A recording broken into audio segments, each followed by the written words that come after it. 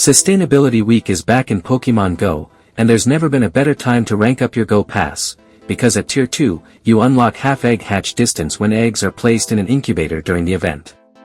That means every kilometer you walk counts as 2 for hatching. From April 14th to April 20th, new debuts include Silicobra from the Galar region, Galarian Corsola wearing adorable pink sunglasses, and Shiny Toadskull making its very first appearance.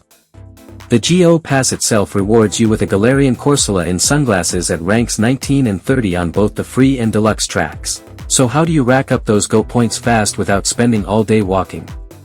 Use MagFone Location Changer. Start by teleporting to any high spawn area you want using Change Location mode, just paste the coordinates, click to move, and you're instantly surrounded by event Pokémon. Then switch to joystick mode, which gives you full on-screen control over your character's movement direction and speed. This is perfect for walking to raids or navigating between dense spawn clusters without ever leaving your seat.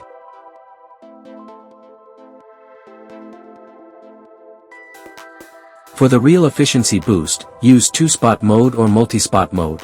MagFone automatically plans your entire walking route. You don't have to touch anything. Just focus entirely on catching every Pokémon that appears and incubating as many eggs as you can. With half-hatch distance active at Tier 2 of the Go Pass, your eggs will crack open twice as fast while you're on the move.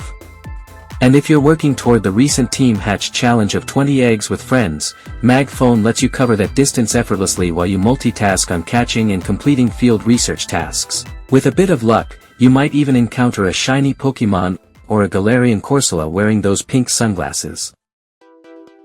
Sustainability Week only runs through April 20th at 8 p.m. local time, so don't let rare spawns or tough challenges hold you back. Grab MagFone and start filling that Pokédex.